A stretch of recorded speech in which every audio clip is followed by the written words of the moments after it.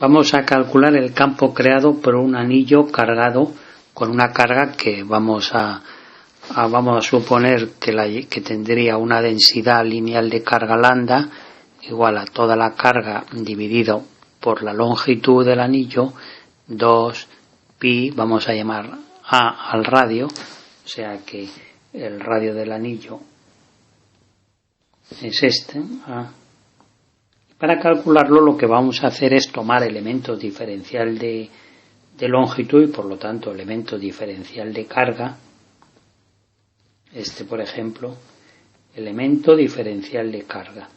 Ese elemento diferencial de carga en un punto del eje donde queremos calcularlo, pues nos va a dar un valor del campo. Vamos a ponerlo así. A esta distancia del elemento diferencial de carga que vamos a llamar R, pues aquí tendremos el valor del elemento diferencial, del vector diferencial de campo creado por ese elemento diferencial de carga.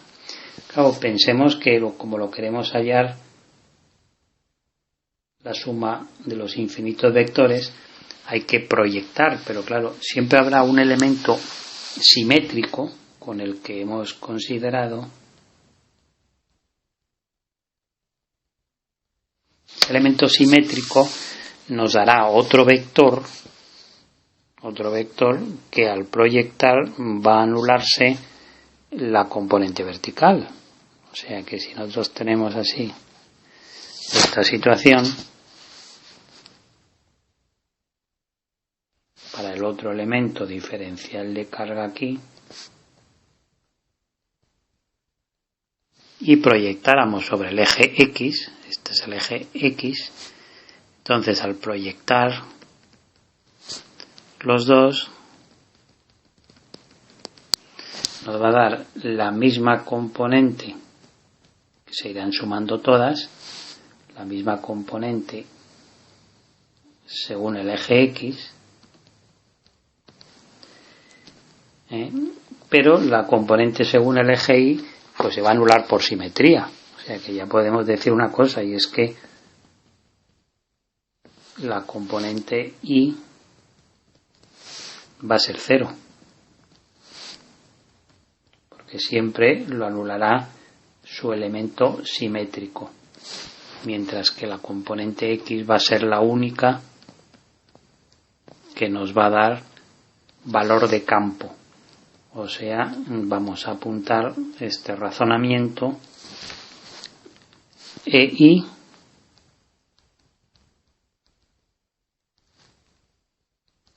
igual 0 por simetría. Y ahora la distancia vamos a llamarla X, a la distancia del centro al punto donde vamos a calcular el campo, y simplemente hay que poner la fórmula de el elemento diferencial de X de campo según el eje X igual K constante por el elemento diferencial de carga que crea ese campo dividido por la distancia al cuadrado. Bueno, cuando nosotros proyectamos, claro, el ángulo, vamos a darle el valor alfa, que tiene que ser el mismo que este porque son opuestos por el vértice. Entonces esto será el valor del campo, pero al proyectar por el coseno de alfa nos dará ya la componente Y. Vamos a ver ese coseno de alfa qué valor tiene. Pues el coseno de alfa, en función de la distancia según el eje X y el radio, es A,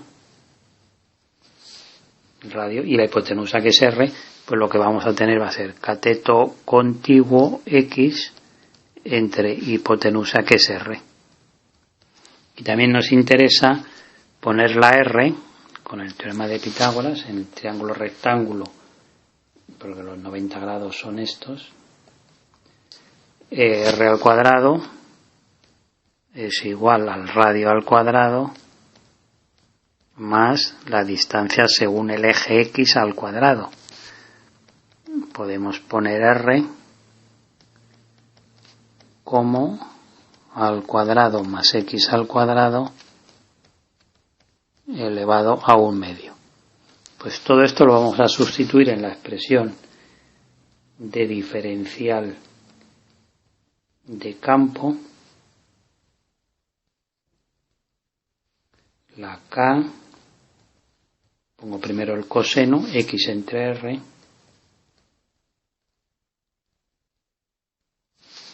luego diferencial de carga, y la r que estaba al cuadrado, pues también r al cuadrado. Total, que yo tengo k por x por diferencial de q y por r a la 3. Claro, pero la r la tenemos aquí. O sea que al final me queda k, bueno, que me estoy comiendo la i.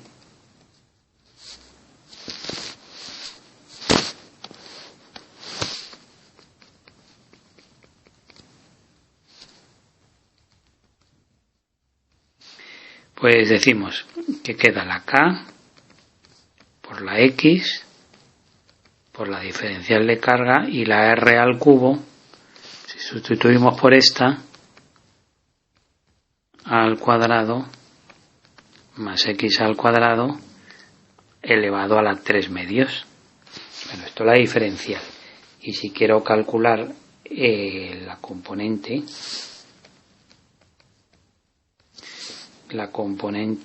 del campo, que es el campo total, como tenemos diferencial de campo y diferencial de carga, al integrar nos queda ya el valor total, k por x por toda la carga, dividido por a cuadrado más x al cuadrado y elevado a la 3/2.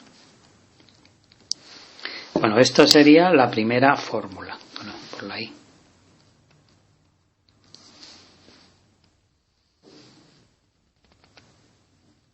Ahora, en el caso de que el punto esté muy alejado del centro, podemos decir, si x es mucho más grande que a, entonces el denominador se puede considerar solo que es x, no a, sino x al cuadrado.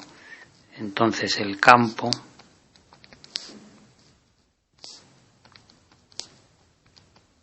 kx la carga, y aquí si despreciamos la a frente a x,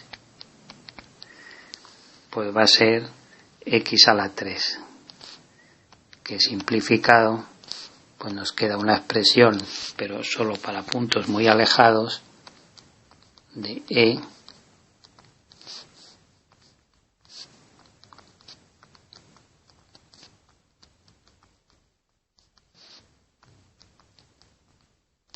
y esto sería las dos fórmulas válidas.